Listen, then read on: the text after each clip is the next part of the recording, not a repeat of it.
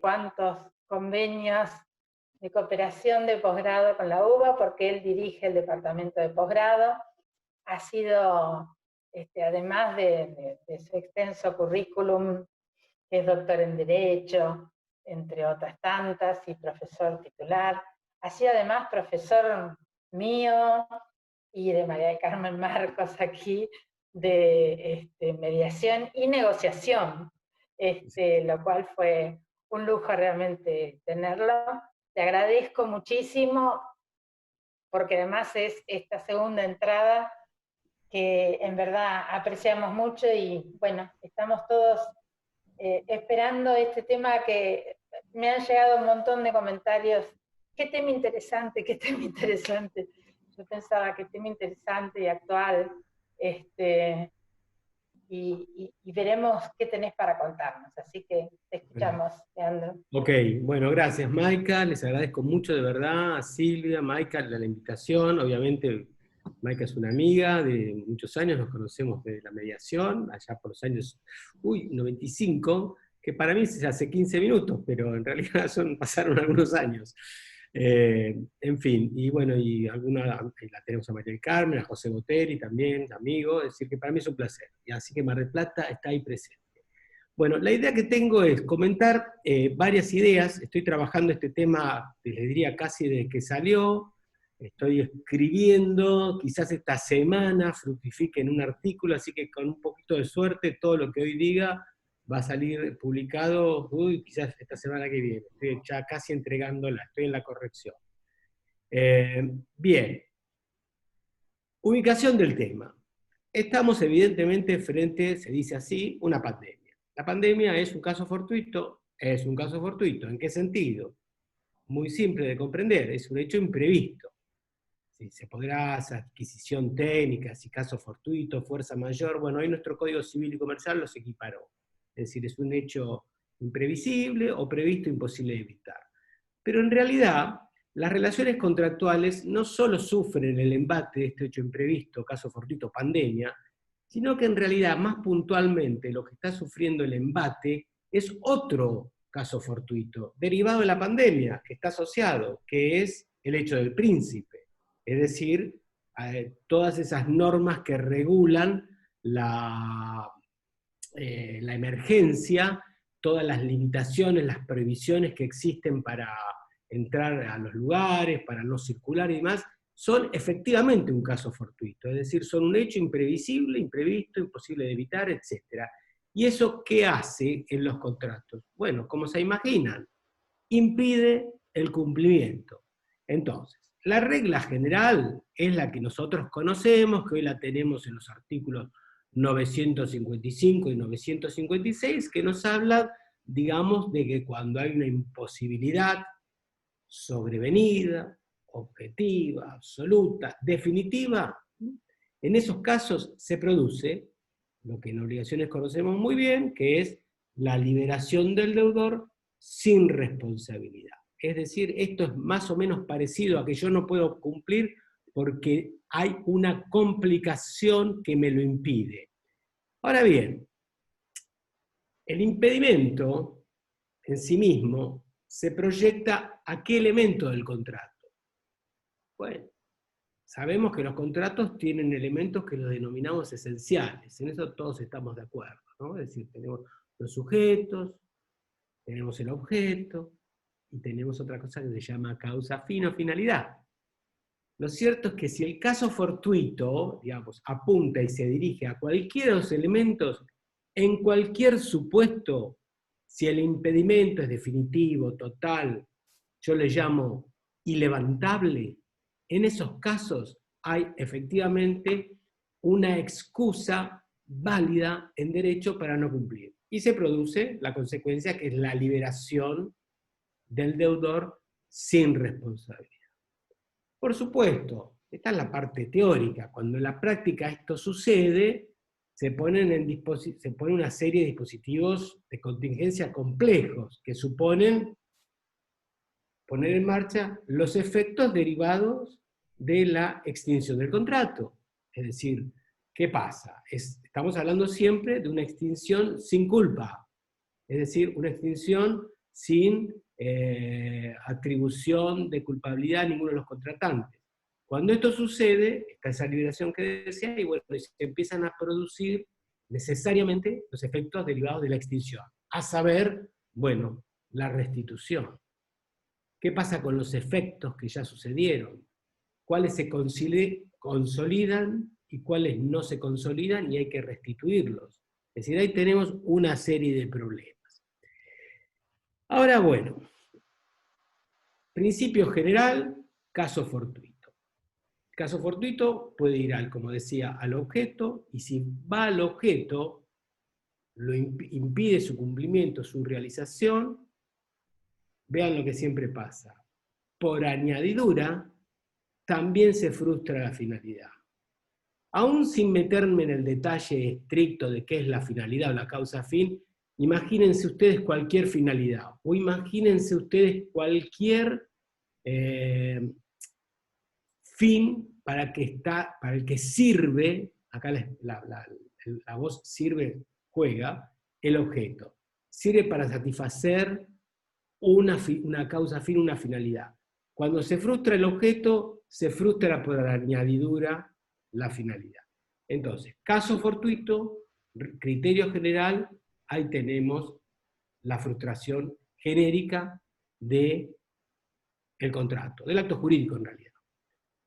¿Qué sucede cuando, y acá vienen, ahora empezamos la parte más jugosa, ¿qué sucede cuando el caso fortuito no es total, definitivo, ilevantable? Que eso es lo más jugoso, porque cuando, digamos, la cosa se pierde sin culpa para el contratante, obviamente, como dije recién varias veces, está liberado.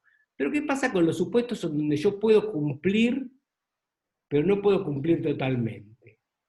Donde el contratante también quiere cumplir o quiere valerse del objeto, pero no puede valerse completamente. Caso típico de pandemia, bares y restaurantes. Yo resulta que alquilo un restaurante, un lugar, un local, que tiene de pronto 500 mesas, bueno, no sé, o las que sean, y resulta que ahora yo no lo puedo utilizar. ¿Por qué? Porque el impedimento, el hecho del príncipe, el caso fortuito, ese hecho extraordinario, imprevisto, me impide utilizarlo completamente, pero resulta que ahora tengo una frustración, digamos así, parcial del objeto. Me permiten usar solamente un pasillito para poder hacer delivery, takeaway, lo que sea. Frente a esta situación, bueno, tenemos una regulación. El contrato de locación tiene un artículo específico, que es el 1203, que dice precisamente eso. Cuando hay caso fortuito, fuerza mayor, tenemos un artículo nuevo en 1203, que reemplazó al del Código Civil, pero es muy similar en cuanto a la redacción, porque la emergencia modificó la ley de alquileres. Digamos, tenemos una nueva ley de alquileres derivado de la emergencia, digamos, así, fuerte. El 1203 nuevo, que es muy similar al anterior, prevé dos supuestos de, yo digamos así, de frustración del uso y goce. El uno que es total, que autoriza al locatario a rescindir el contrato, pero también puede suceder que el impedimento puede ser total, pero temporario. En ese caso, el locatario puede suspender el pago mientras dura el impedimento. Ahora vean ustedes, suspende el pago, pero ¿mantiene o no mantiene el contrato? Bueno, el artículo 1203 es recontraclaro. Puede suspender el pago y mantener el contrato. Ahora, ¿qué sucedería si él puede mantener el contrato y quiere hacer el delivery? Esa sería una posibilidad. Entonces dice, bueno, yo no estoy totalmente impedido de utilizar la cosa, estoy impedido parcialmente. ¿Debo pagar el 100%? Bueno, ahí la respuesta empieza, digamos, rápidamente a caer de maduro. Es muy, yo ya no digo injusto decir que pague por eso, pero digamos, no habría un fin económico que justifique ese pago. ¿Por qué? Porque el equilibrio en las prestaciones hizo al inicio del contrato un intercambio en el que uno pagaba un determinado precio por recibir un determinado espacio para el uso y goce. Cuando ese espacio se corta, el locatario, la pregunta irrelevante es, ¿tiene derecho a mantener el contrato pagando menos? La respuesta va a ser afirmativa. Entonces ahí, si la respuesta es afirmativa, lo que sigue obligadamente es decir, bueno, ¿cuál es la justificación normativa? ¿No? Van a ver que a lo largo de mi exposición yo me voy a separar de estos criterios, la buena fe, la prudencia judicial, los criterios equitativos, todas esas cosas me parecen encantadoras, pero suelen ser el fracaso de la utilización de otras reglas. Yo no estoy diciendo, no, la equidad no hay que usarla, no hay que usar la buena fe. No, todo eso es muy simpático y encantador. Pero a la hora de justificar, bueno, veamos cuáles son los criterios disponibles. Y bueno, cuando se termine todo, bueno, iremos a la equidad, qué sé yo, digamos. Como sucedió en el 2001. En el 2001, ¿qué ocurrió? Llegamos, ¿se acuerdan? Al famoso esfuerzo compartido, partimos la diferencia.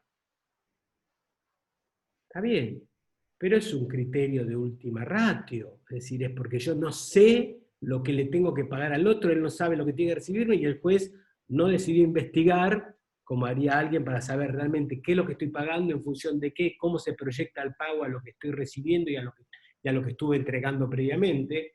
Entonces, la negociación no tuvo lugar, tampoco tuvieron lugar criterios, digamos, precisos de saber cuál es el equilibrio, y bueno, y apareció el partimos la diferencia como una solución que puede ser muy equitativa para el que le parezca muy interesante pagar la mitad, pero en realidad es el fracaso. Imagínense en el ejemplo del restaurante que tenemos 500 mesas, y ahora yo solamente puedo utilizar un pequeño pasillito, un pequeño sector de la cocina, porque claramente no la utilizo. ¿Qué tengo que pagar la mitad? ¿Qué relación de equilibrio tiene pagar la mitad por usar, no sé, el 10% de la capacidad del local? No tiene la menor relación. Entonces, digamos, en 1203 del locatario plantea, yo diría, una primera posibilidad es que el locatario solicite la rescisión del contrato por caso fortuito. En función de eso, se le priva el uso y goce y ya esto no le sirve. Primera opción. Segunda opción, puede, y esto es un derecho subjetivo, lo tiene regulado el 1203, puede además solicitar la interrupción del pago mientras dure ese impedimento. Ustedes piensan en el restaurante, pero hay un sinnúmero de situaciones en donde hay impedimentos. Los estudios jurídicos, yo no puedo ir, el consultorio, yo no puedo disponer. Y a veces puedo disponer, y acá va la tercera posibilidad, parcialmente. No sé, tengo un server que está instalado en un local, y yo lo utilizo parcialmente. El local tiene alguna utilidad, no tiene la propia que el contrato describía en el origen. Entonces, la tercera posibilidad sería que el locatario plantee una readecuación del contrato, ajustada a un nuevo valor, mientras dure el impedimento, desde luego. Entonces, esto daría lugar a lo que, digamos, titula un poco mi charla, conferencia, es ¿cuál es el derecho de readecuar el contrato? Y este es un tema altamente delicado, porque el principio general, que digamos el contrato lo escriben las partes, la autonomía de la voluntad, el pacta sunt servanda, queda de alguna manera, bueno, enjuiciado, o yo diría interpelado, por el cambio de circunstancias. Es decir, el cambio de circunstancias amerita, de pronto, a evaluar el criterio para ver si es posible readecuarse. Entonces acá empiezan a jugar unos criterios generales. Entonces recordamos la secuencia de lo que vengo diciendo, no nos perdimos. Caso fortuito general, impedimento total, impedimento parcial, mientras dura el impedimento se suspende todo, se liberan por ese tiempo y vuelven. Dos posibilidades. En el caso del locatario, y hay que ver cómo se puede trasladar a otros contratos, como yo no puedo usar y servir de la cosa, y esta es esencial, y aún puede ser un contrato donde el plazo puede ser esencial, o sea, en general es para contratos de tracto sucesivo, pero también podrían ser contratos de tracto instantáneo con prestaciones diferidas. Es decir, hay que ver cómo juega el tiempo. Y entonces, si frente a esto, uno se puede preguntar si hay posibilidad de readecuar. Y acá viene la gran pregunta. La readecuación, ¿es un derecho subjetivo? Es decir, esto va a ser lo que para mí se viene ahora, o sea, lo que viene, lo de moda es más aún. Los civilistas que están escuchando por ahí, y yo diría los del derecho privado, porque esto es derecho privado, más que... Y algunos, no sé, ya dicen que es derecho, o sea, simplemente. Nosotros, en la Jornada Nacional de Derecho, ya del año que viene, que van a ser en Mendoza, yo ahí tuve alguna participación y se aprobó mi moción y ya tenemos en la Comisión de Contratos readecuación del contrato. O sea que este va a ser el gran tema. Entonces, ¿por qué es el gran tema? Porque es preguntarse si existe en todo contrato un derecho a la readecuación. Repito, es fuerte la idea de volver a escribir el contrato. Entonces las preguntas son, ¿quién lo escribe de nuevo? ¿Las partes lo pueden reescribir? Sí, claro, se ponen de acuerdo y modifican los términos contractuales fruto de una negociación. Eso está todo bien, nadie lo va a cuestionar. Ahora, el juez puede readecuar el contrato. Uno tiene el derecho subjetivo de pedirle al juez la readecuación del contrato. Y a su vez, cuando el juez la reescribe, ¿cuáles son los criterios que debe utilizar para reescribirlo? Bueno, a ver, vamos a decir algunas cositas al respecto. En primer lugar, yo decía que el artículo 1203 de la locación no habla de la readecuación, o sea, ni siquiera lo tiene previsto. Tiene previsto dos situaciones: la extinción del contrato por rescisión, digamos, o la cesación del pago mientras dura el impedimento. Ahora, en el caso de impedimento parcial, o de situaciones en las que puede haber un interés para continuar el contrato, ¿hay un derecho a readecuarse? Bueno, veamos. ¿Qué dice otro artículo? El 1011. El 1011, vean ustedes, introduce, yo diría, una obligación particular, que dice que en los contratos de larga duración, y solamente habla de larga duración, pero dice eso, que tienen la parte que decide la rescisión, o sea, que comunica la rescisión, tiene la obligación, vean ustedes, de comunicarle a la otra parte y darle el derecho a negociar. Dice textualmente, la parte que decide la rescisión debe dar a la otra la oportunidad razonable de renegociar de buena fe sin incurrir en un ejercicio abusivo de los derechos.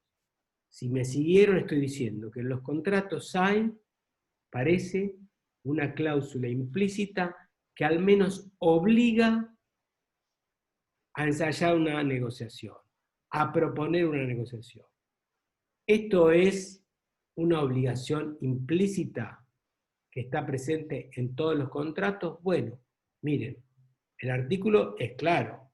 Dice, en los contratos de larga duración, antes de comunicar la rescisión, estoy obligado razonablemente a darle a la otra parte la posibilidad de negociar. ¿Cómo lo traduzco esto en términos normativos?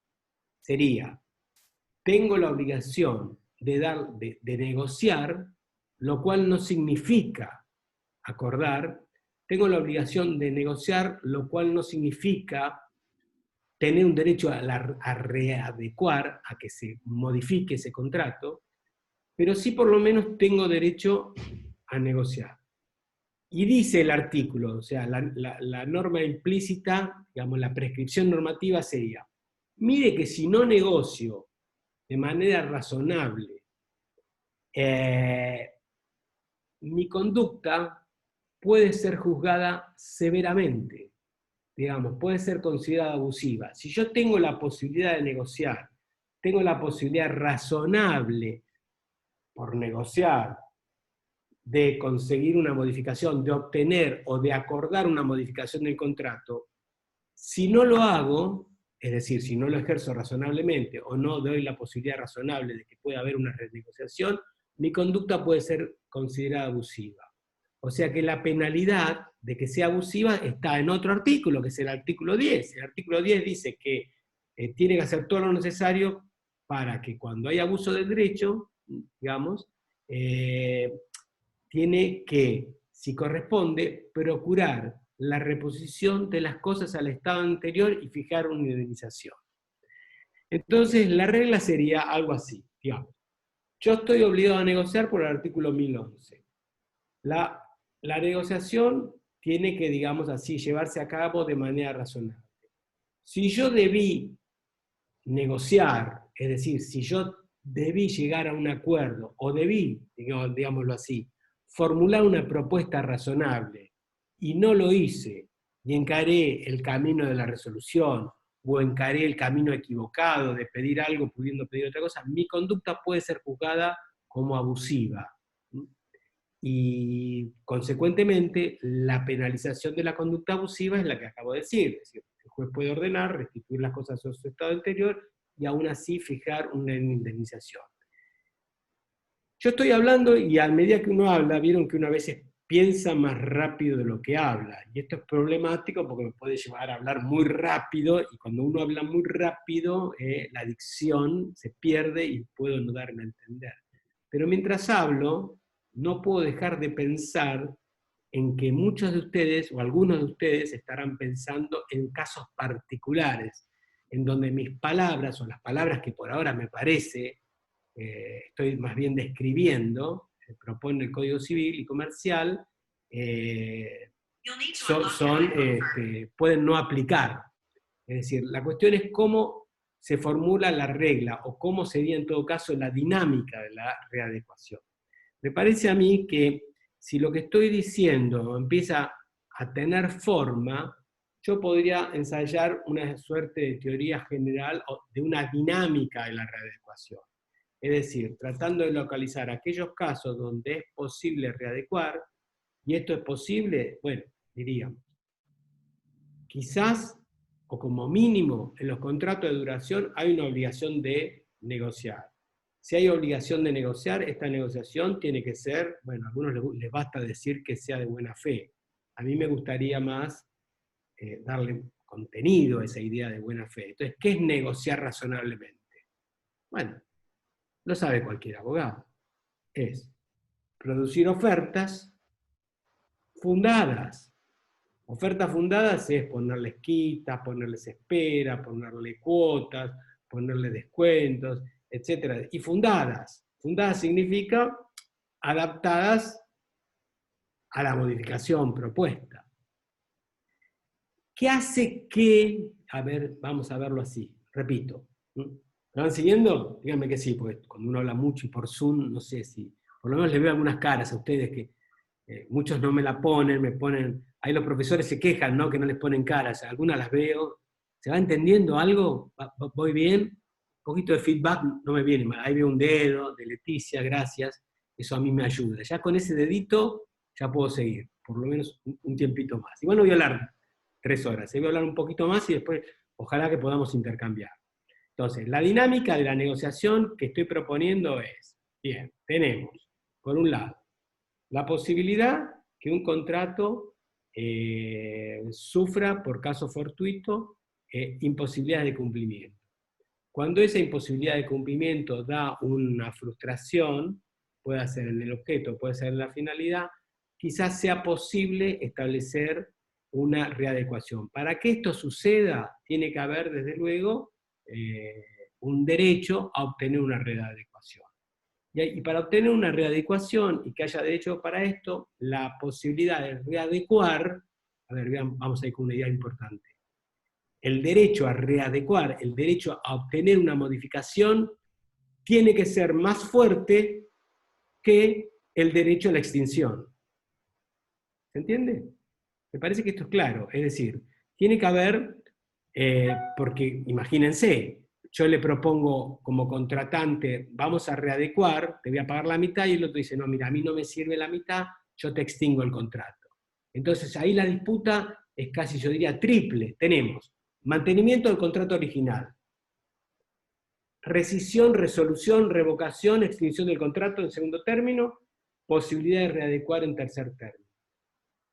Quizá en cuarto término, que la parte que pidió una readecuación se enfrente a la pretensión de otro tipo de readecuación. Y ahí el conflicto se reconduce para ver cómo es los términos de readecuación. Análogo a los casos, conocen, de, por ejemplo, imprevisión o de lesión subjetiva. Es decir, yo no demando la nulidad, demando ni la resolución, demando el ajuste. Y cuando el otro me reconviene por otro tipo de ajuste, la disputa judicial queda reconducida a ver cuáles son los términos de la reconducción del contrato. Pero acá estamos hablando de una cuestión bien compleja, que es, ¿qué sucede si, por ejemplo, el locatario, el locador, enfrentado a la pretensión de que me paguen la mitad, diga, no, mira, a mí la mitad no me sirve, vos te vas, yo quiero la resolución del contrato. Entiendo lo del caso fortuito, pero se terminó la historia. Entonces ahí tenemos que ir trabajando, es bastante complejo.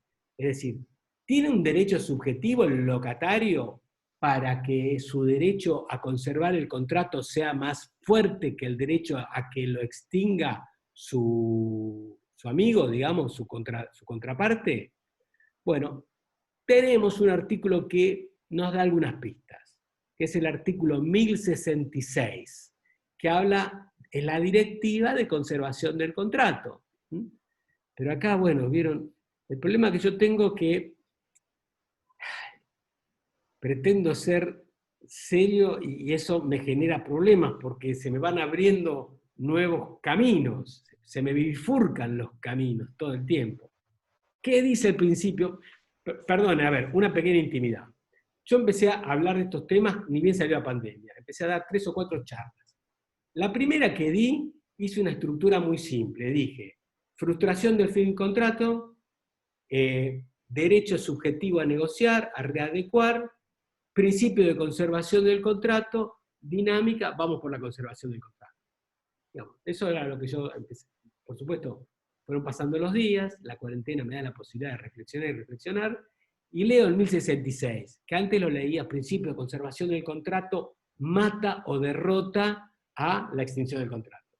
Pero en realidad, si la letra, digamos, de la ley tiene algún sentido, la letra de la ley dice, si hay duda sobre la eficacia de un contrato de alguna de sus cláusulas, debe interpretarse en sentido de los efectos. Es decir, la conservación del contrato, es decir, la readecuación derivada de conservar el contrato, viene o vence o derrota a la extinción cuando hay dudas.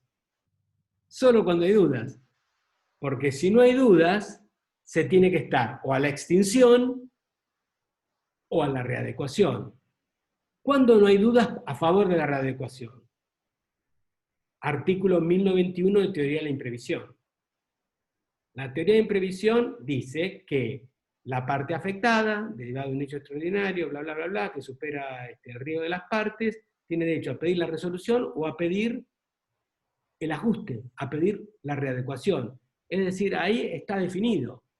Es decir, está definido, yo tengo que pedir el reajuste equitativo, pido la readecuación, y si el contrario, el co-contratante quiere extinguir, miren, no hay duda, el artículo se pronunció a favor de la continuación del contrato. O sea que el principio de conservación del contrato, en principio, bueno, al final también, está básicamente regulado de forma general y abstracta en un artículo que dice que ante la duda, vamos por la conservación. Si esto es así, solamente en esos casos de duda se aplicará la conservación, es decir, la readecuación. O sea que habría, para decirlo bien fuerte, un derecho subjetivo a la readecuación contractual en un supuesto de duda. Y ahí el juez se tiene que pronunciar como dice en 1066. Después, hay un derecho subjetivo a obtener la readecuación en los casos que esté particularmente previsto. Ejemplo, artículo 1091, teoría de la imprevisión. En todos los otros contratos, para definir si conservamos, readecuando Lo cual significa, readecuar significa modificar los términos del contrato, ¿sí? y que posiblemente el juez lo tenga que reescribir. En Argentina vivimos un mundo judicial donde a los jueces les encanta el protagonismo y escribir. Y vivimos, desgraciadamente, en una delegación de facultades también extraordinaria. Cuando leemos una jurisprudencia que un juez decidió reescribir un contrato en función de la buena fe, la equidad y no sé qué, no sé cuánto, hay como una tendencia muy autoritaria. Pero bueno, yo soy de aquellos que dicen, bueno, ok, tratemos de interpretar. O sea, ¿soy un ius positivista? Sí, soy un ius positivista, obvio. ¿Quién puede no serlo? ¿Soy formalista? No, no existen los formalistas no existen, es imposible, por más que uno crea que exista el formalismo, que uno no interprete el derecho, o sea que siempre hay un espacio para interpretar el derecho, o sea, eso no tiene nada que ver con ser un ius positivista. Por suerte está Maika, que algo entiende de eso, me imagino, claro que sí. Pero digamos, no existe, no conozco a nadie, ni el ius positivista más excluyente podría tener la estupidez de pensar que hay un formalismo, a la manera de prohibido entrar con perros y uno va con el oso, porque dice perro. Esas pavadas son los ejemplos, digamos, de teoría del derecho. Decía, no existe eso en la vida cotidiana. Entonces, de lo que se trata es de interpretar. Entonces, como se trata de interpretar qué está sucediendo, digamos, en la doctrina ius civilista de mis amigos, están empezando a escribir, no sé, mi amigo Galdós en azul, que empieza la interpretación contextual, la prevención del daño, la buena fe, la prudencia judicial, todo muy simpático. Pero yo trataría de analizar un poco más, digamos, cuáles son los supuestos dispuestos en la legislación que bien interpretados, bueno, tenemos posibilidades. Bueno, veamos.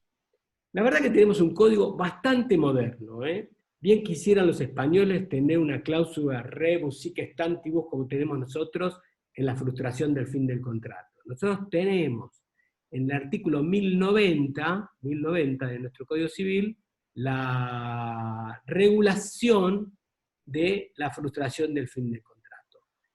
Creo yo, a ver si me van siguiendo, espero no ser muy desordenado en mi exposición.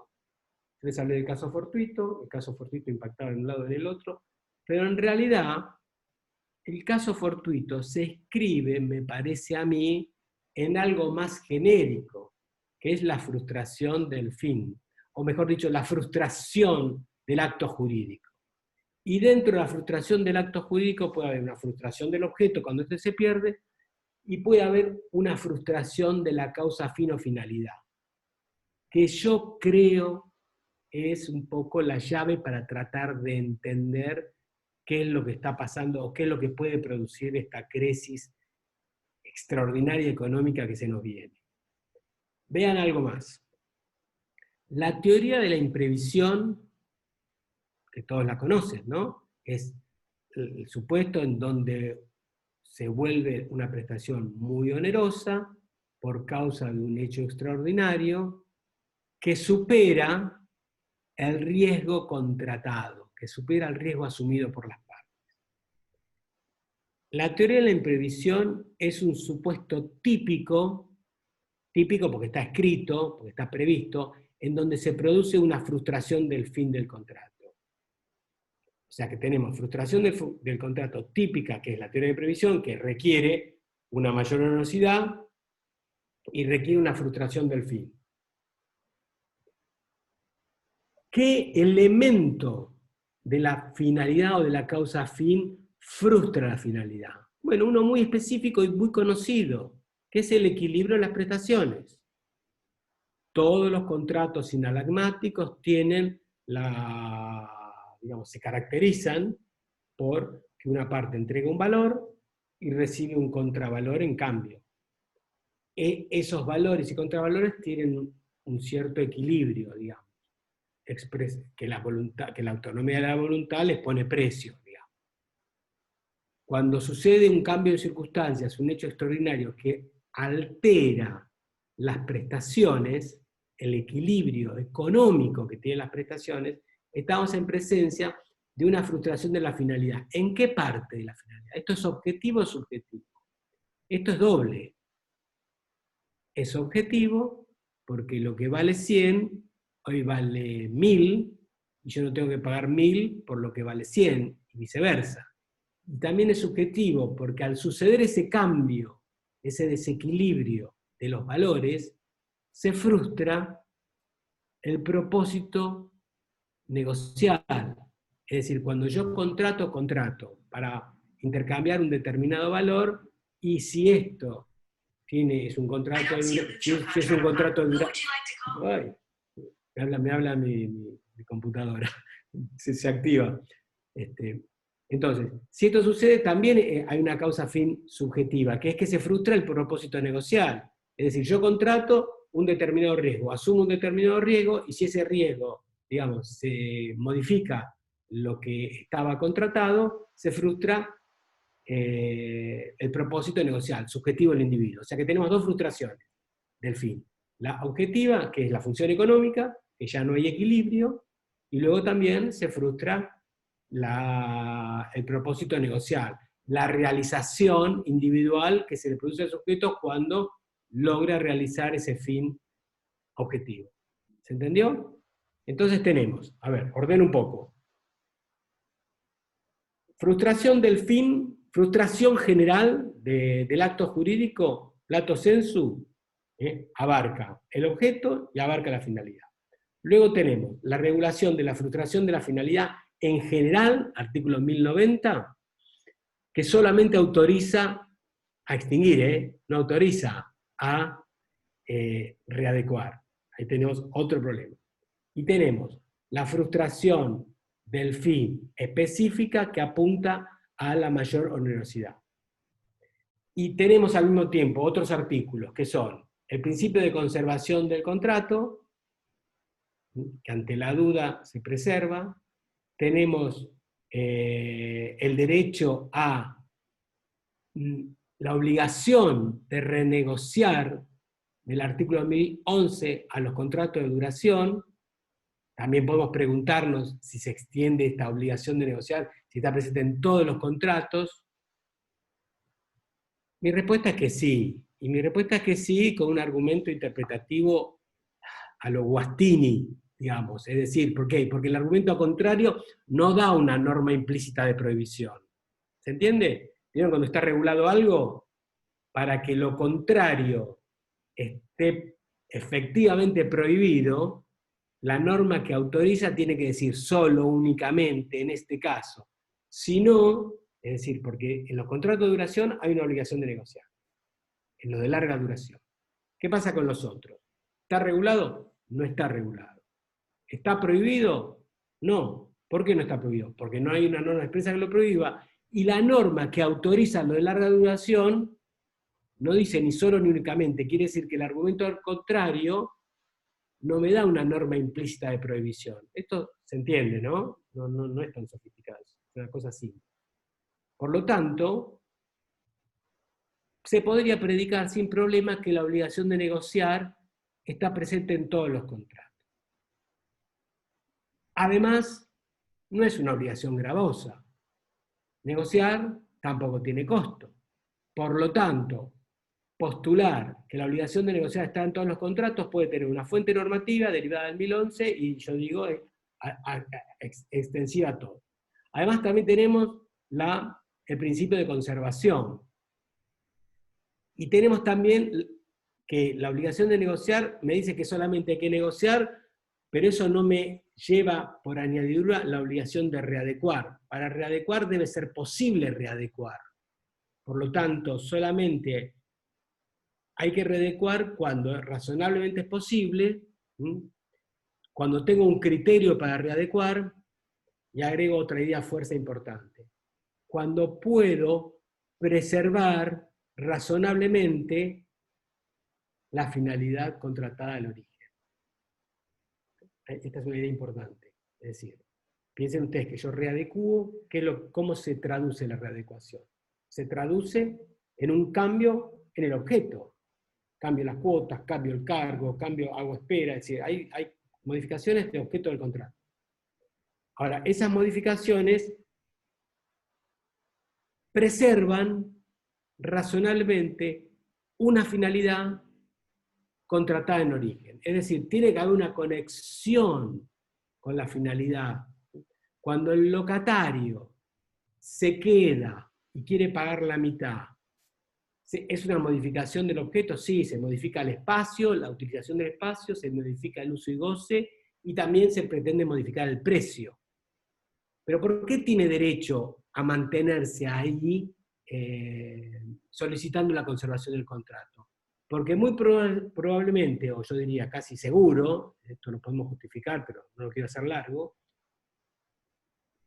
el contrato original, la finalidad del contrato original, incluyó que la entrega de un inmueble durante un tiempo, darle la posibilidad que el juez del disfrute del uso y goce sea el locatario, la indisposición del inmueble para el propietario es durante un tiempo determinado, es decir, si yo durante ese tiempo determinado puedo modificar el objeto adaptándola a las nuevas circunstancias, no sería difícil concluir que lo que se hace con una readecuación, con una modificación de los términos contractuales, es preservar razonablemente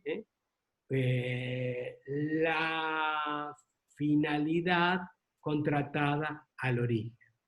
Lo que no podría ser una readecuación contractual es alterar la finalidad. El juez no podría convalidar una modificación de la finalidad. Por lo tanto, me parece que cada contrato readecuado, modificado por el cambio de circunstancias, necesita de preservar razonablemente o conectarse razonablemente con la finalidad contratada del origen. La teoría de la imprevisión es un excelente ejemplo, que la preserva. Cuando el equilibrio de las prestaciones se desbalancea y la modificación, es decir, la readecuación propone un nuevo precio para ese intercambio, en realidad lo que hace es continuar la misma finalidad, adaptada a los nuevos valores, adaptada a los nuevos precios, adaptada a las nuevas circunstancias. Es decir, hay, por decirlo así, una preservación razonable de la finalidad contratada en el origen. Bueno, me parece que, bueno, y esto lo estoy diciendo de manera muy resumida, porque tampoco quiero hablar mucho tiempo, porque esta dinámica del Zoom no es tan sencilla, digamos, yo no tengo tan claro cuánto me están escuchando y cuán claro puedo ser. Pero esto tiene proyección en temas inmensos. O sea, piensen solamente en los contratos conexos, en los contratos conectados, coligados, donde los efectos de uno se proyectan al otro contrato. Es decir, todas las excepciones que yo podía, digamos, oponer en el contrato de origen, quizás las pueda proyectar al otro contrato. La responsabilidad que se proyecta de uno a otro. La extinción de uno se puede proyectar a la otra. La readecuación de un contrato se puede proyectar a readecuar el contrato coligado. Es decir, hay un sinnúmero de situaciones. Mi propuesta es tratar de estructurar estas ideas de una forma ordenada. Es decir, que entendamos que estamos hablando de finalidad, para lo cual supone tener una cierta idea acerca de cuál es la finalidad del contrato. Miren, yo sé que los civilistas, digamos, todos los que estudiamos causa fin, esto es como una especie de bodrio. Los que no son tan, digamos, no tienen tanta conexión con la finalidad, con la causa fin, porque siempre se presenta como un tema oscuro, complejo, más bien de los congresos de derecho y no tanto de la vida real. Bueno, miren, ¿saben qué? Es exactamente al revés. Este es uno de los temas más prácticos que hay, solo que la práctica no los ha estructurado de manera teórica que permita comprenderlo mejor. O sea, yo creo que la tarea pendiente que tenemos, los que nos dedicamos a esto, es tratar de estructurar estas ideas de un modo clásico, de un modo pedagógico. ¿La ley nueva ayuda? Sí, muchísimo, muchísimo. Tenemos frustración del fin en un artículo específico. Tenemos causa fin, un artículo específico, el 281, que habla de lo que es la causa fin. si bien no es una definición extraordinaria, al menos creo yo, debe ser uno de los pocos códigos del mundo que explica qué es la finalidad, qué es la causa fin. Porque vean ustedes, qué loco, ¿no?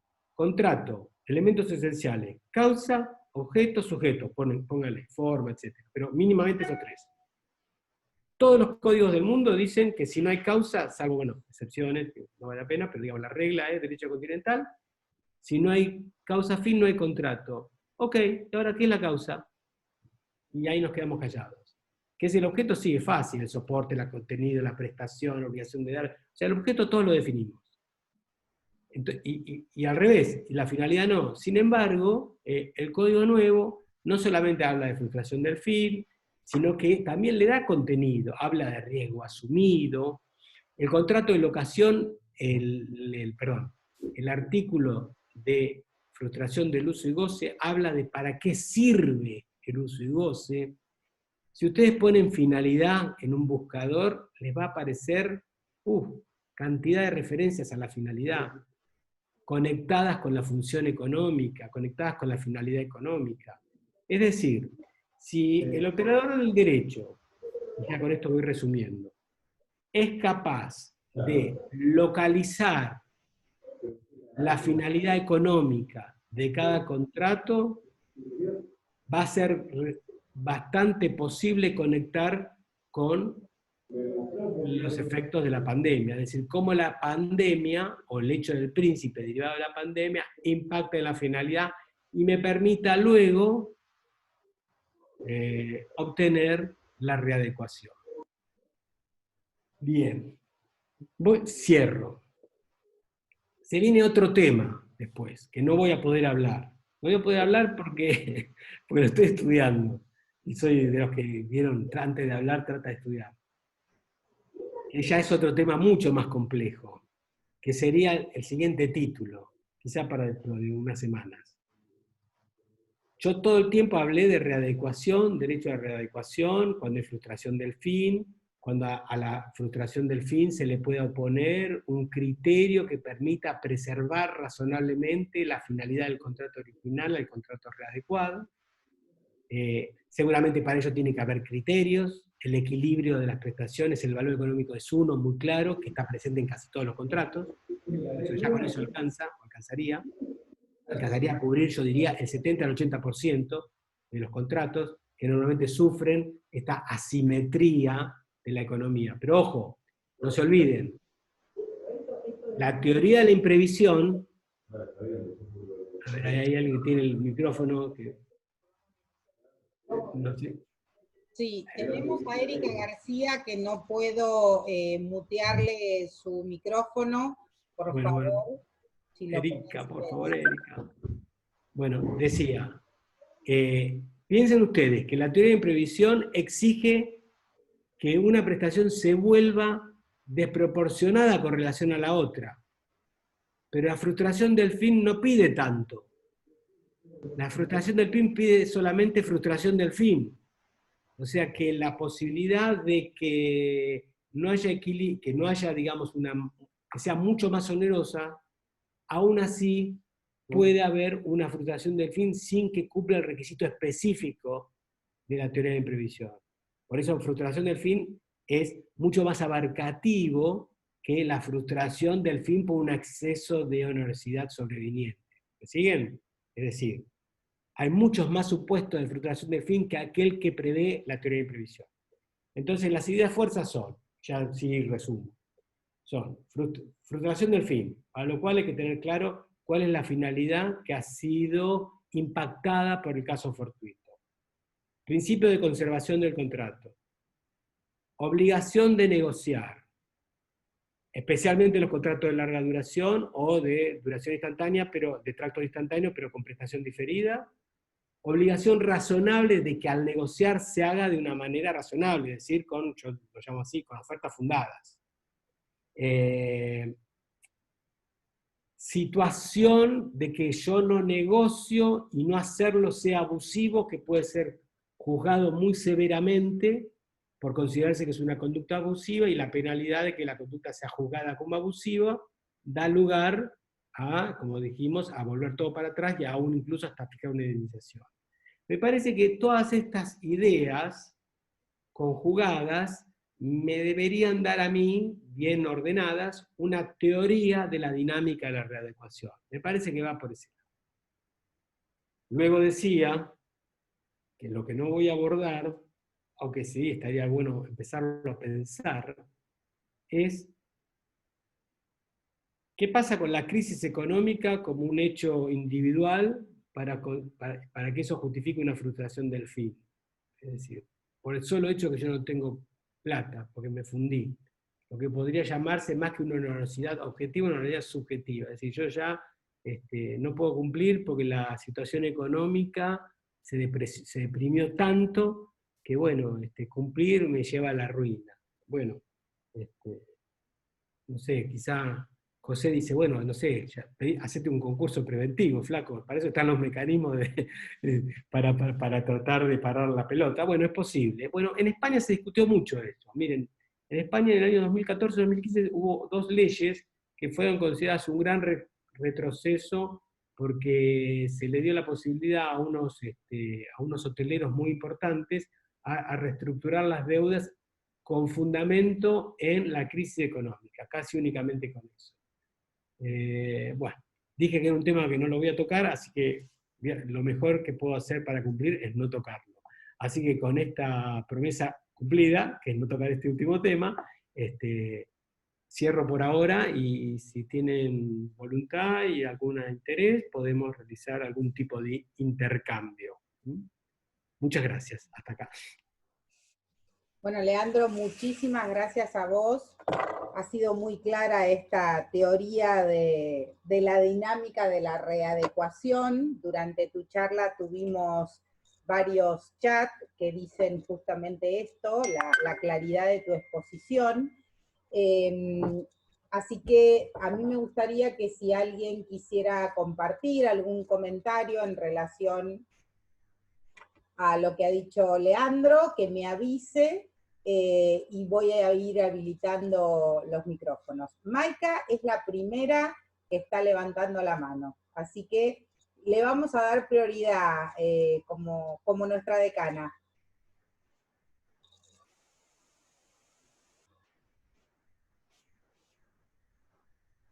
No, yo lo que tengo es una duda, porque está el caso fortuito, que sería la pandemia, y el acto del príncipe con la cuarentena. Claro. De ninguno de los dos sabemos cómo va a continuar. Claro.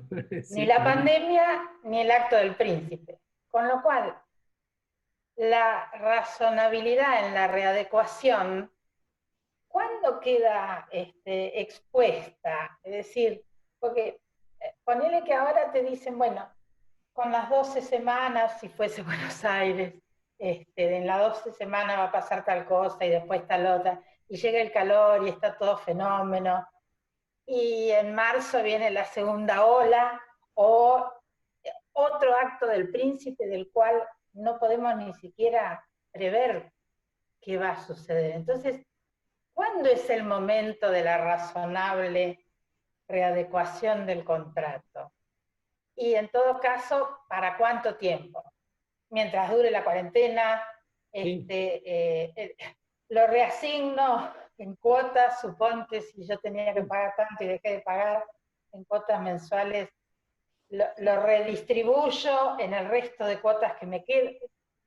Es totalmente Sí, una claro. duda que se plantea. Sí, claro. En realidad, claro, la dinámica no es solamente la de la readecuación, es que esto también es muy dinámico, pues no sabemos cuánto va a durar, etc. Me parece a mí que para tratar de ahí, no sé, leo en el chat Bernardita, muy real, para que esto sea real en serio, un operador tiene que acompañar una cautelar, una cautelar mientras dure, por ejemplo, determinado tiempo, digamos, si hay razones, si hay un humo de buen derecho, digamos, para poder, hay una urgencia en la demora, hay una verosimilitud del derecho, que esto sea posible conservarlo, bueno, me parece que obtener una cautelar es posible, mientras, no sé, prolongada o renovable cada X días, Me parece que sería, porque finalmente esto es un juicio de conocimiento ordinario, que también lleva pruebas, complejo, es complejo.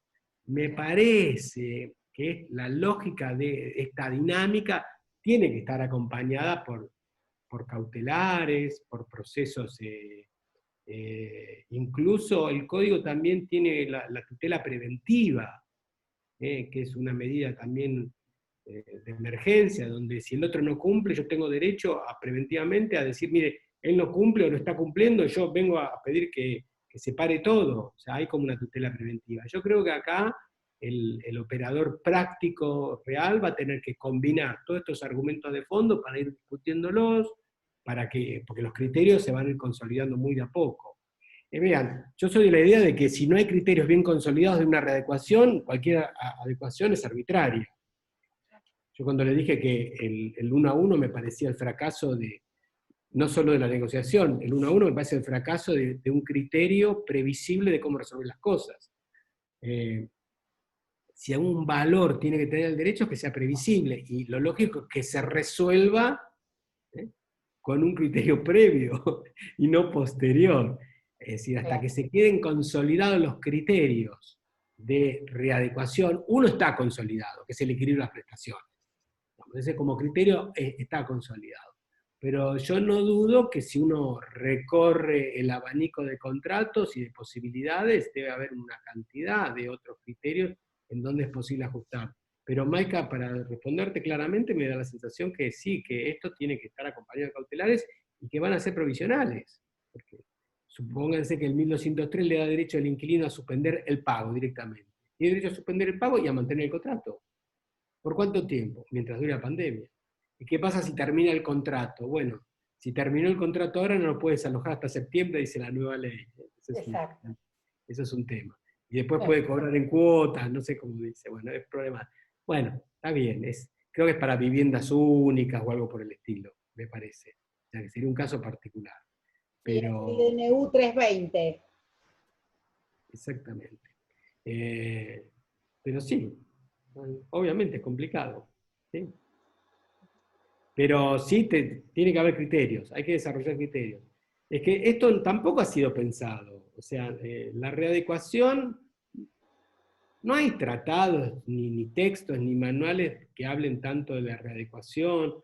Yo creo que, bueno, estoy ensayando esto, espero que esta semana, prometo que les voy a mandar el artículo a todos para que lo distribuyan entre los presentes. Esto lo tengo ya casi cerrado, ya está escritito, estoy dando la última peinada, digamos. Pero esto sí, hay que estructurarlo, tiene una dinámica, y son estas ideas fuerzas que compartí con ustedes. Bueno, muy bien, Leandro. Acá José dice que le gustaría hacer un pequeño aporte. Así que, José, te escuchamos. Sí, no, la charla estuvo excelente, Leandro, la verdad, clarísima, y todos disfrutamos de tu exposición. Yo lo que veo un poco en la pregunta de Maika es el tema del plazo. En el fondo siempre estamos hablando de una cuestión de plazos, es decir, el señor no puede cumplir y no se sabe por cuánto tiempo.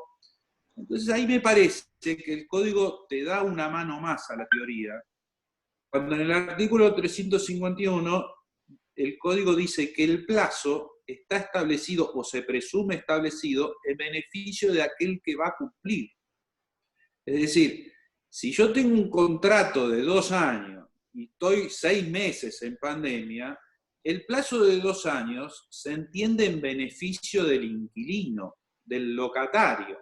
Entonces, si durante 6 meses el tipo no pudo cumplir, obviamente el contrato se tiene que prolongar por 2 años y 6 meses. Entonces, me parece que en eso el código te da una mano más en la incertidumbre de los plazos, porque tiene ese artículo que lo presume en beneficio de aquel que va a cumplir. En el caso de locación, eso hace.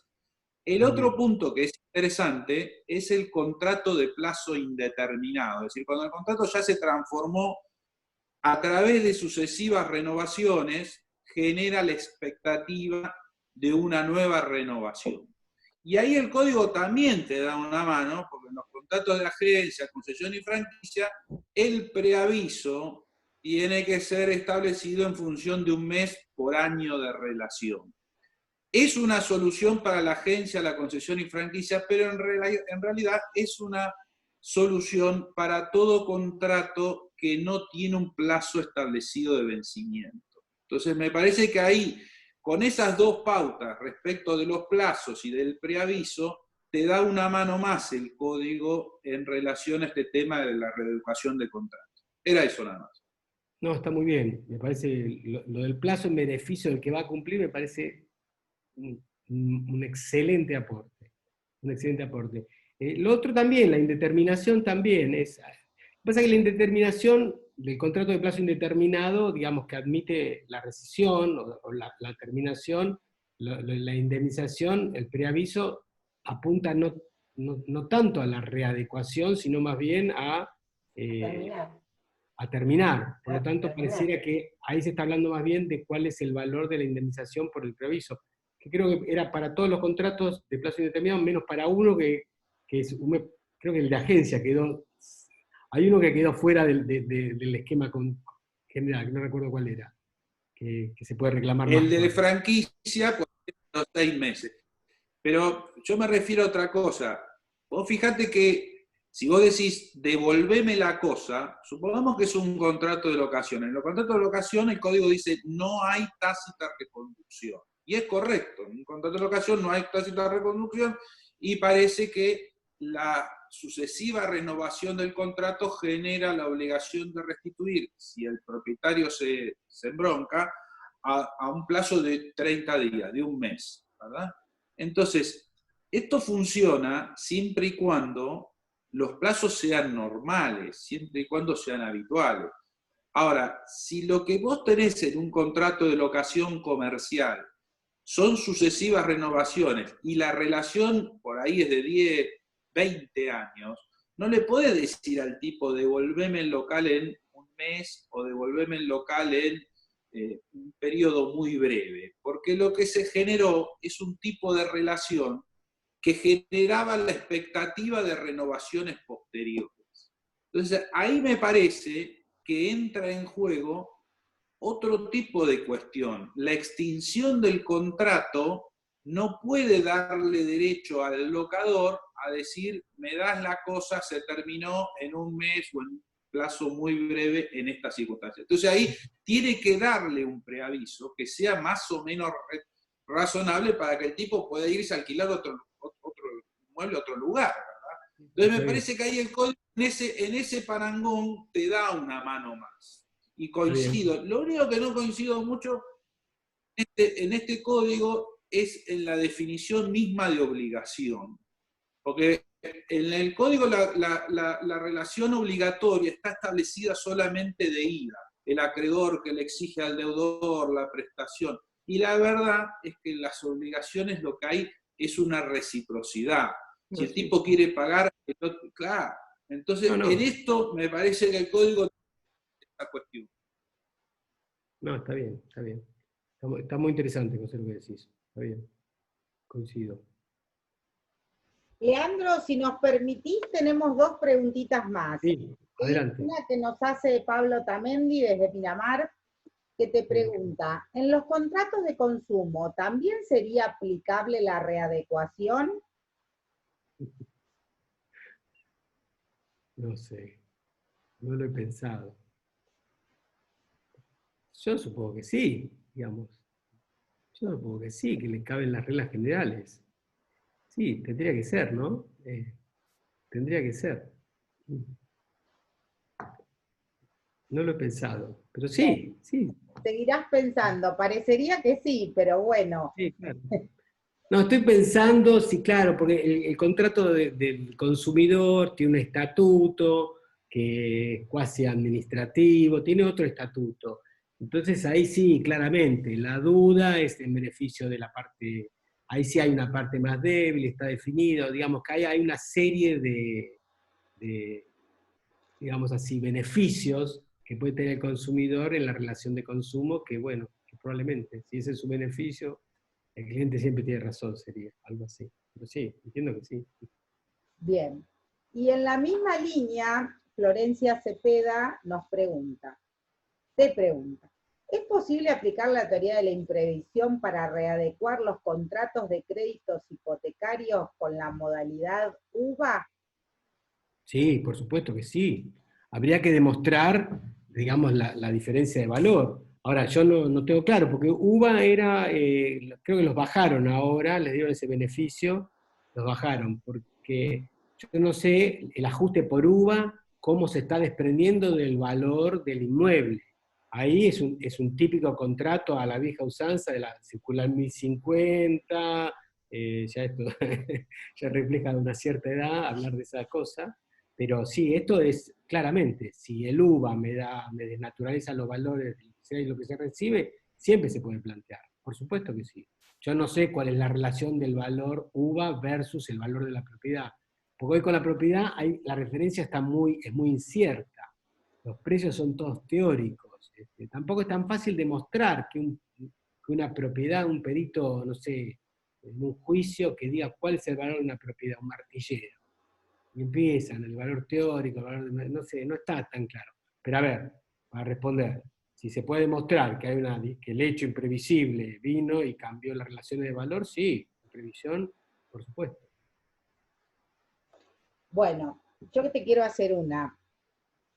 ¿Cómo ves a los operadores jurídicos, ¿sí?, aplicando esta teoría en la práctica? ¿Sí? Porque sin ir más lejos, justo la semana pasada recuerdo que te escribía consultándote Sí. por un tema que creo bueno, que muchos profesionales ahora vamos a tener este tipo de consultas, y yendo al caso concreto de buscar jurisprudencia, ¿sí?, con esta figura que introduce el nuevo Código Civil y Comercial a partir del 2015, en la práctica me encontré con que no hay mucho en cuanto a la aplicación de esta teoría.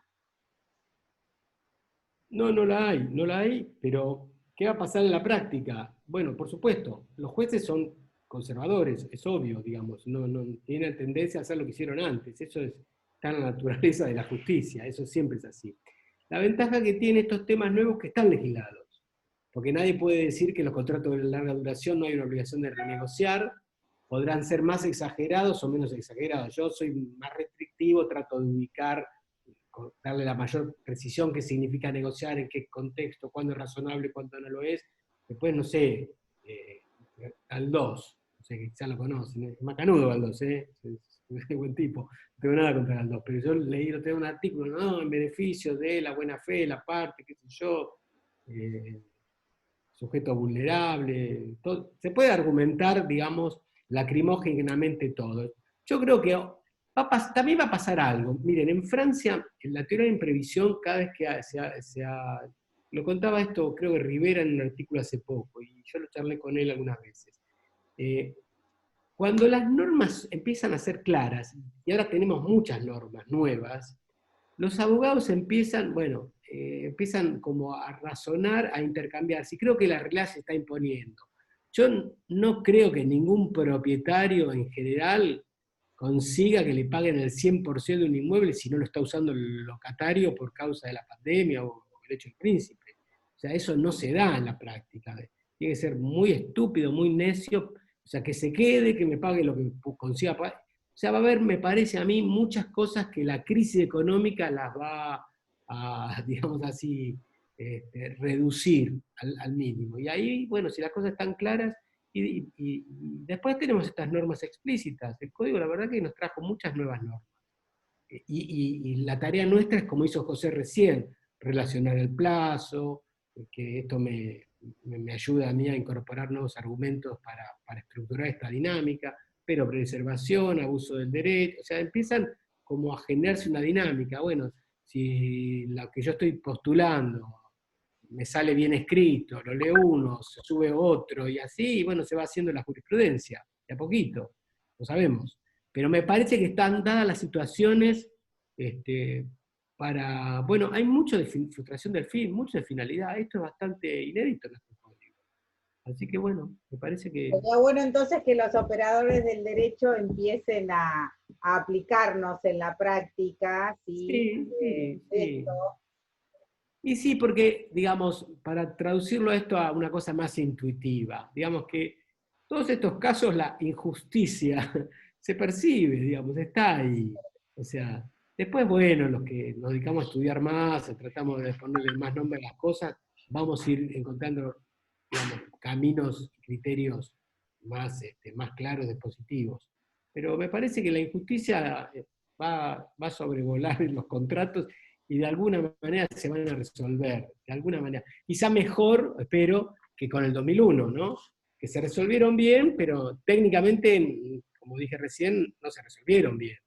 No Sí, estaba sí, nada claro. ahora tenemos específicamente la norma de la readecuación dentro del Código Civil Comercial. Claro, además se habla de readecuación, hay criterios de interpretación, el código tiene un montón de criterios de interpretación. Lean ustedes la parte de interpretación de contratos, tenemos una cantidad, los conexos, dice, unos interpretan en función de los otros, eso ya es como un pronunciamiento teórico muy importante, ¿no?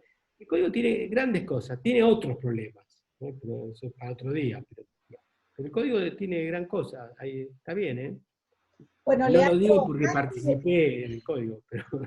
antes de terminar, acá tenemos a la doctora Ana María Bernetti, que creo que conoces, profesora nuestra en nuestra Facultad de Obligaciones y directora de nuestro doctorado, que quiere hacerte una consulta. Adelante, Ana. Ahí estoy activando. Hola, ¿cómo te va? Bueno, bárbaro, sí, muy interesante todo esto y creo que, como dijo Silvina y vos decís recién, incorporar esta idea, internalizar la idea de la readecuación como un tema más que, digamos, como un principio, ¿no? Como un principio, como tantos principios que rigen en el derecho, y bueno, la readecuación en estos tiempos de cambios, de pandemia y de no pandemia, y de tanta crisis económica que hemos pasado a lo largo de la historia, y que esta es una más. Con algunas características. Pero bueno, puntualmente dos preguntitas te quería hacer y que me han surgido a medida de que vos hablabas de todo esto y teniendo en cuenta esta cantidad de situaciones que planteás. Una es ver qué ves vos, cómo ves vos este tema del artículo 765 del Código Civil, la última parte, la que se refiere a las obligaciones de dar moneda extranjera, un contrato cuyo moneda se pactó en dar moneda extranjera, y obviamente se contrató antes de la pandemia, luego de la pandemia, bueno, hay un límite también para la adquisición de la moneda. Por otro lado, al final del artículo dice el deudor puede liberarse dando el equivalente en moneda de curso legal. Entonces, a nosotros dentro de la cátedra y eso nos surgieron algunas inquietudes cuando dimos toda la actualidad de la temática, por supuesto, es, primero y principal, si el deudor hace uso del derecho de sustitución como una obligación facultativa de poder pagar en moneda de curso legal, ¿cuál es el llamado equivalente? ¿Equivalente a qué valor del dólar, no? Si el valor del dólar oficial, si el valor del dólar que el acreedor al recibir ese dinero tiene que comprar para satisfacer su interés, eso por un lado. Por otro lado, también está la discusión respecto de que si la moneda extranjera fue una condición esencial en materia contractual, no le admitiría la sustitución, y entonces tendría que entregarlo en moneda designada, como también dice el código en el artículo siguiente. Entonces, bueno, sí, pero la cantidad X que se había pactado no puede acceder por el límite establecido también por el hecho del príncipe respecto de la adquisición mensual de $200 a través del home banking, por ejemplo, ¿no? Entonces, ¿cómo trataríamos de solucionar estos conflictos que seguramente están muchos sin solucionar? Si el remedio de la adecuación sería sentarte con el acreedor y empezar a dialogar estas formas, o vos tenés alguna postura respecto a este tema, ¿qué opinás?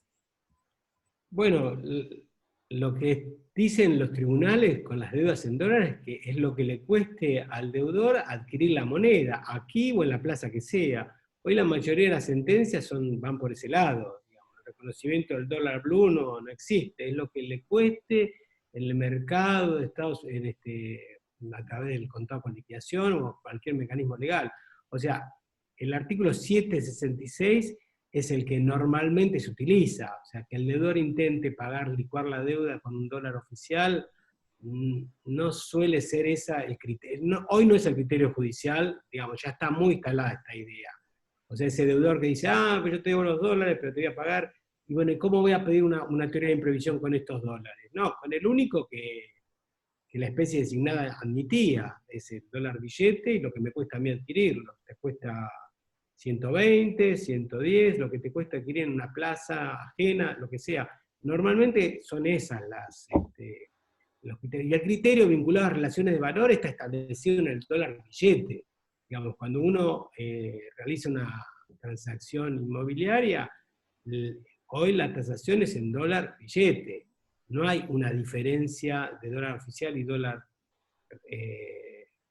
blue o contado con liquidación o el que sea. O sea que ahí la respuesta es esa, me parece. Sí, ahí la tenemos ya veo que está levantando la mano, a Leticia.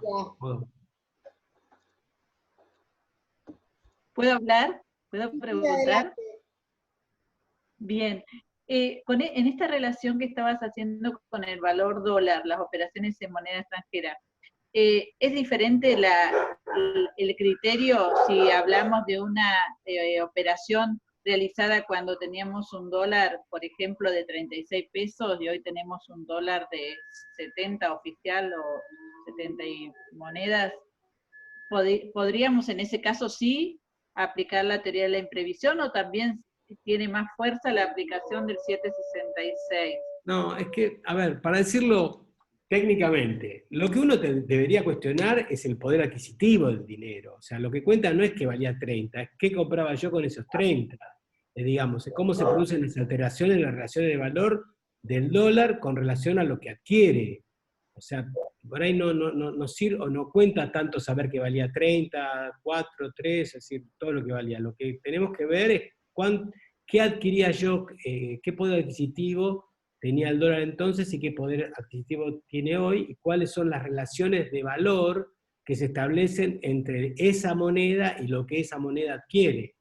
Por ejemplo, si yo me comprometo a pagar $100.000 por un departamento, y lo voy a pagar el año que viene, y ese departamento hoy vale el doble o la mitad, bueno, ahí hay una alteración de las relaciones de valor en esa moneda constante. O sea, lo que cuenta no es tanto cómo se modifica, cómo se evalúa la moneda con relación al peso, sino que esa moneda adquiere. O sea que no es solamente el valor de la moneda con relación a sí misma. Hay que ver cuál es el poder adquisitivo. Más aún, yo me acuerdo, miren, en el 2001 me maté escribiendo artículos y cosas vinculadas al poder adquisitivo, a qué era lo que tenía que hacerse, pero bueno, después se lleva el esfuerzo compartido. Pero si vamos a lo teórico, es el poder adquisitivo. Lo que uno, digamos, intercambia en un contrato es una moneda que como objeto siempre es igual a sí mismo. Pero sucede que la finalidad que tiene la moneda es adquirir cosas. O sea que la finalidad de la moneda es el poder adquisitivo que tiene. Entonces yo creo, me parece, obviamente esto no está instalado ni es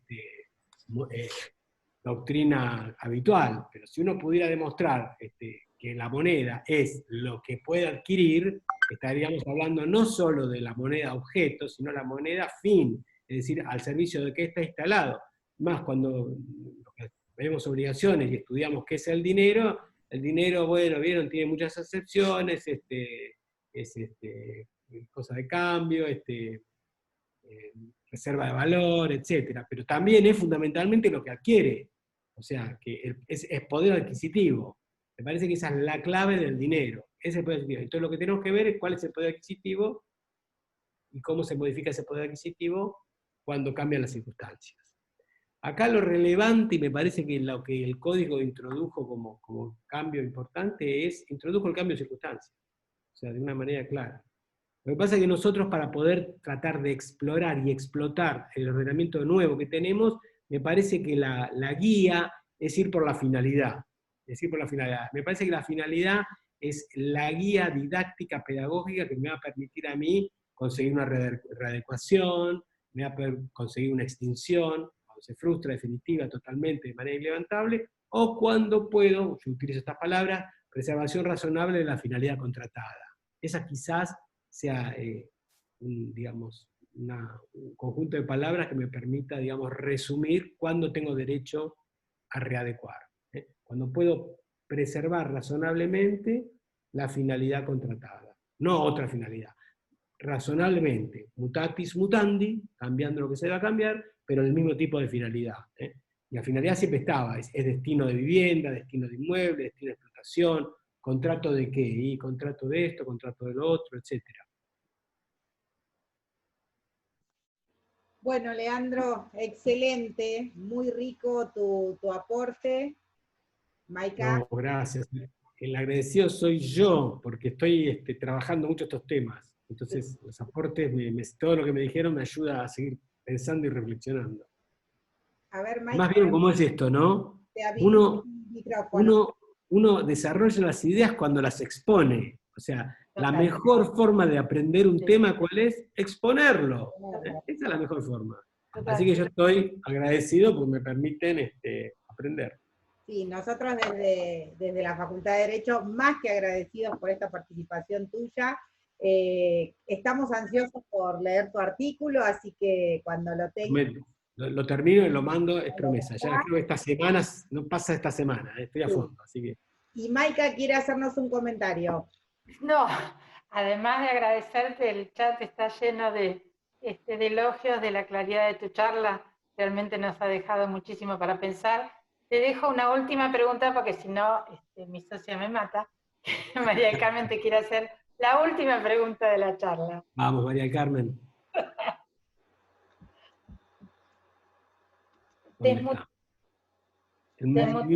Desmuteate. Te voy a sacar el... Te estamos habilitando el sonido.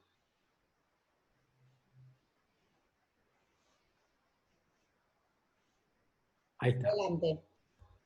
Ahora me parece que sí, ¿no? Sí. Bueno. No, yo no... Ah, ahora sí. No, Leandro, bueno, sos un lujo, como siempre, escucharte dan ganas de volver a estudiar como en la época de la facultad, de verdad te lo digo. Pero creo que estamos presumiendo, o sea, si vamos a finalidad, para mí habría que distinguir básicamente el contrato de locación con fin de vivienda que el comercial. Correcto. Porque el fin de la vivienda no se frustra. De hecho, el locatario siguió viviendo allí, ¿sí? Entonces, no sé cuál sería la causa por la cual tendría que readecuar ese contrato. Supongamos que el locatario es un funcionario público, que no es necesario que baje su ingreso, y el locador es una pobre jubilada que vive de eso, ¿entendés? O sea, claro, porque el mundo es así, no es siempre el pobre locatario. Distinto que si era una finalidad comercial que fue prohibida durante la cuarentena, ¿sí? Entonces, el ingreso que tenía, o era un profesional independiente que alquilaba eso para un fin comercial que se prohibió, y entonces tiene ingresos inexistentes para pagar algo que no puede usar. Entonces me parece que ahí el tema de la finalidad, que es mucho más amplio, como vos decís, habría que hacer una distinción. Sí, está clarísimo. Porque esto de decir, bueno, sí, después me lo pagás en cuotas, o esto es mucho descuento para mí, puede decir el locador, pero me lo pagás en cuotas, yo no sé cuándo va a volver un fin comercial a tener el rendimiento económico que justifique ese valor otra vez. ¿Me explico? O sea, me parece así como que la plaza inmobiliaria va a bajar sus valores, es lo que supongo. Así como hay gente, el de la despensa que lleva a las casas del barrio, está vendiendo 100 veces más que antes, entonces él no podría pedir una readecuación del contrato a su locador. Entonces creo que hay que ver cada caso en particular. Yo ya hice una cláusula de readecuación contractual basada en el título de tu, de tu conferencia de hoy. Así que, aunque se haya pospuesto una semana, me vino como anillo al dedo. Gracias otra vez, Leandro, un gusto escucharte y verte. Coincido con vos, María Carmen, ¿no? La vivienda es la vivienda, o sea, el tipo alquiló ahí y sigue usándola, ¿no? Por eso decía que el título de otra conferencia o de otra charla sería, bueno, ¿qué pasa si la crisis económica per se justifica una readecuación? La respuesta es no. En líneas generales, no. Para que sea así, bueno, habría que pensarlo mucho y así de entrada entiendo que no. Que no, al menos el derecho. Que la política pública sí debería estar ahí presente, que una ley, bla, ley de alquileres, pues, lo que ustedes quieran. Pero sí, evidentemente, si alguien vive ahí, el contrato no se modificó su causa, sigue viviendo ahí y paga un alquiler. El alquiler del mercado, 2 años o 3 años, ahora es el mínimo, se terminó. Claro. Lamentablemente es así, porque ahí el pobre no sabemos quién es, y la viejecita que le alquila al inquilino, que es un funcionario público que no le toca el sueldo, la pobre viejecita que vive de esa renta. No, está claro, ¿no? Ahí para mí tiene que seguir pagando. Claro, claro. Es así. Bueno, estamos. Bueno, yo espero la próxima charla. Muchas gracias por bueno, gracias. Bueno, les mando un saludo a todos. Espero vernos pronto, a todos. Esperemos tenerte pronto por acá. Ojalá. Dale, ojalá. Dale, les mando un beso a todos. Muchas gracias. Nos vemos para la próxima charla con la segunda parte. Uy, Dios. Bárbaro, buenísimo. Gracias. Gracias a todos. Hasta luego.